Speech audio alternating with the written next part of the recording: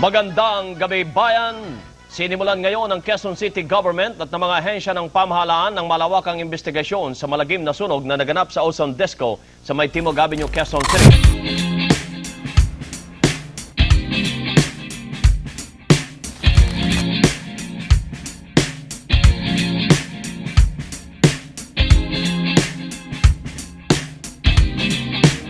Few months after leaving Four of Spades, Unique Salonga released a song inspired by the ozone tragedy of 1996, when the club decided to give discounts to graduating students.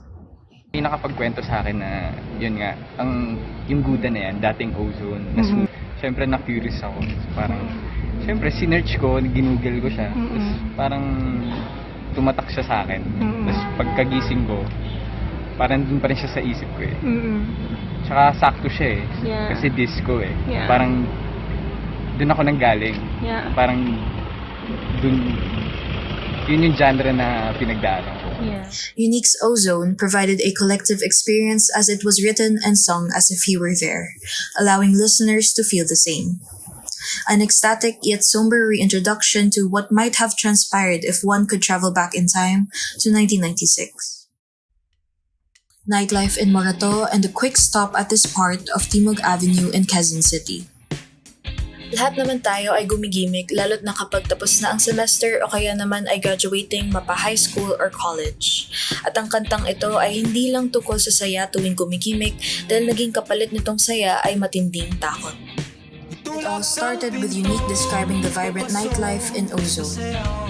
Habang pinapakinggan ang kanta at inaalala ang nakaraang mga taon, bigla ka na lang din mapapabalik alaala kahit karamihan sa atin ay hindi pa buhay nito.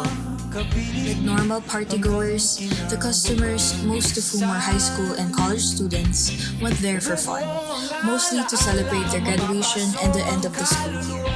Until Props ang unang tingin ng ilang nagsasayaw sa apoy na nakita. Siguro props lang, sabi ka na.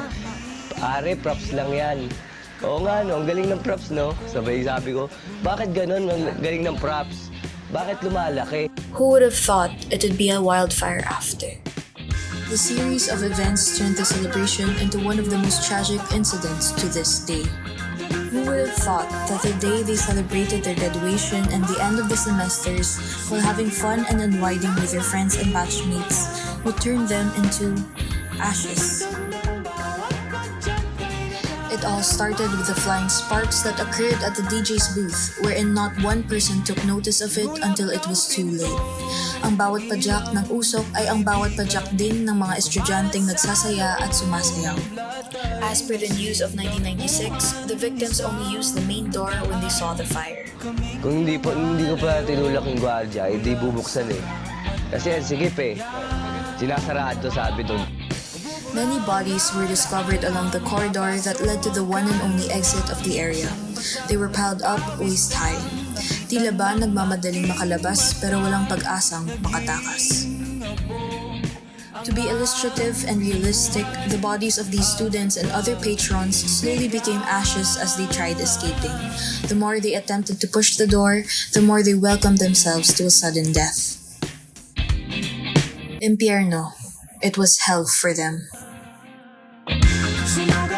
The creepy storytelling of this tragic event will make you think and imagine every minute and every second the victims were doing before the tragedy happened. Little did they know it was already a celebration of the few hours they had left to be alive, to live within a nightmare.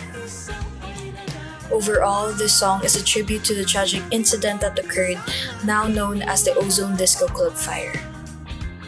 By repeating the phrase "itulak ang pinto," it simply underscores the desperate attempts of the victims to escape the engulfing flames. And the absence of proper fire exits and inadequate architectural design transformed what was meant to be a night of celebration into a devastating tragedy. This haunting narrative serves as a reminder of the systemic failures that led to the loss of lives and left an indelible mark on Philippine history.